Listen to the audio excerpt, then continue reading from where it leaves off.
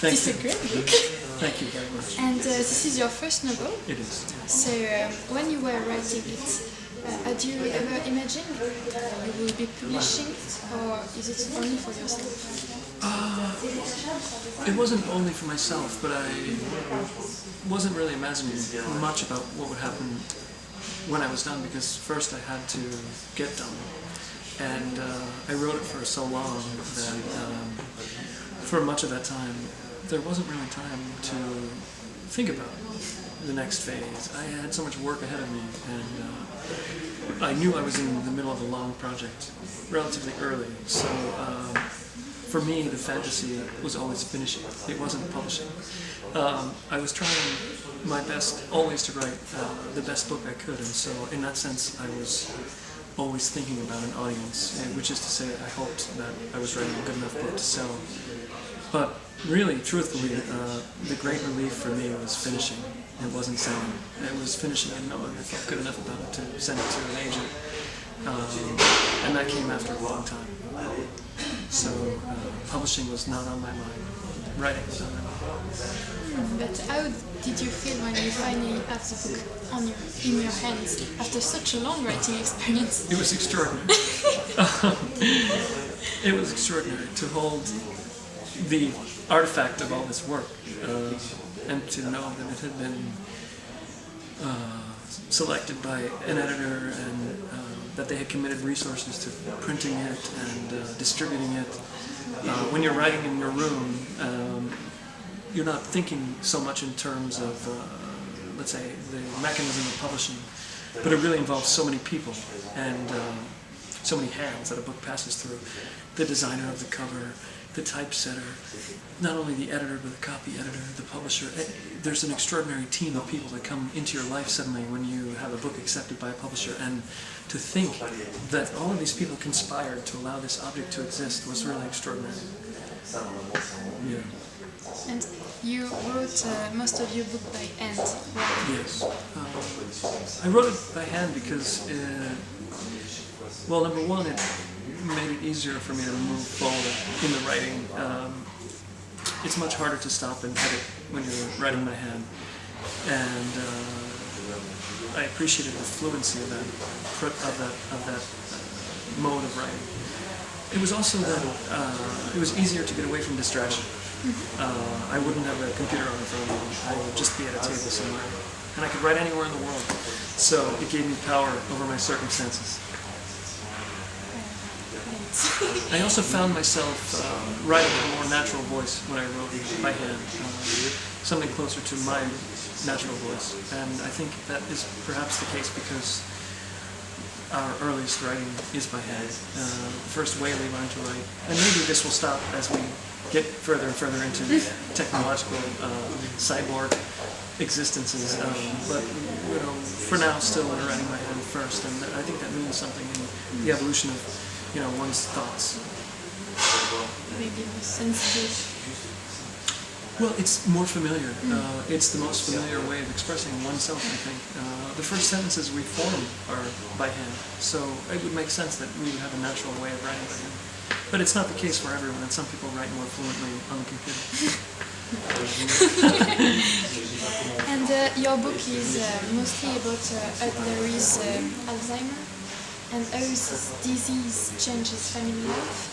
And I know your own father had this disease, so is it a kind of biography? Is it autobiographical? Yeah. It is, in a manner of speaking, which is to say that the characters of Ed and Eileen and Connell are informed by my parents and my experience, but at some point, relatively early in the writing of the book, the characters really departed from the people that they were ostensibly corresponding to in real life, and began to make decisions that I wouldn't have made, or my mother or father wouldn't have made, and to have predilections and attitudes that my family members didn't share.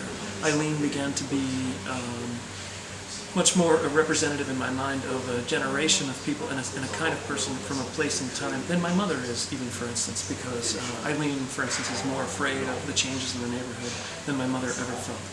Eileen is more emotionally closed off, I think, than my mother ever was. So I understood her as a character, and as I did, she began to come fully into life, and things happened in the book that were nowhere near anything that happened in my life. I would say, in the end, 95% of the plot never happened, and yet so much of the emotional life of the book is informed by my experiences, particularly with my father's Alzheimer's disease.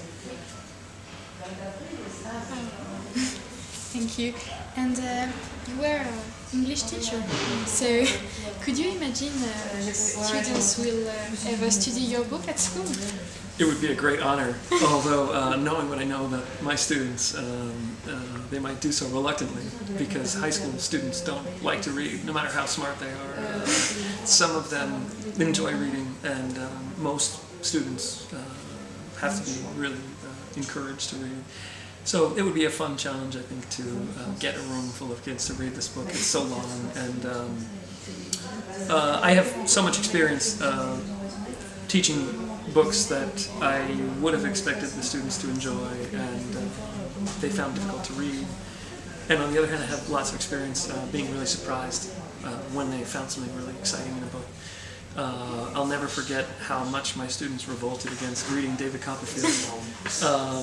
They all basically took a vote at one point to want to stop reading it, and I overruled them. But no, it would be possibly the greatest honor, maybe for any writer, to have one's book taught in a high school,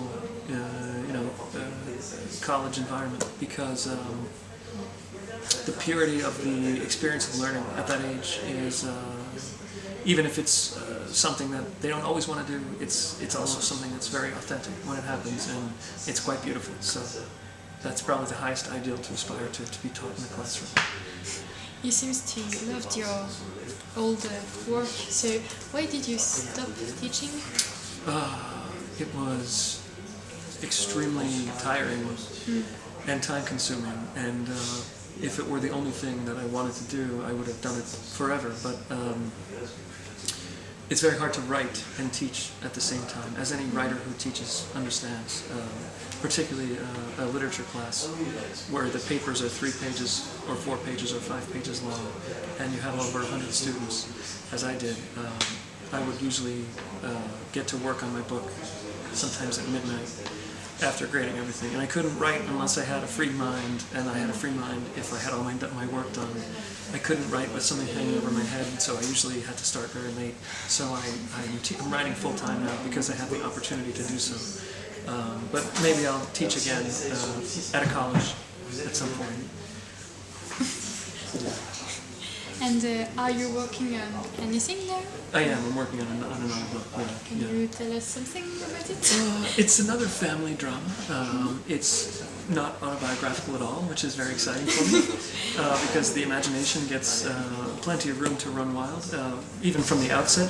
With this book, eventually the imagination took over, but I have the freedom from the beginning, I think, to invent the entire world. It's set in a contemporary context, and I hope it is making commentary on contemporary life, like this one it did, but this is ultimately not a historical document in the way that this first book is. This is much more of a contemporary document. Thank you. Thank you very much. Thank you.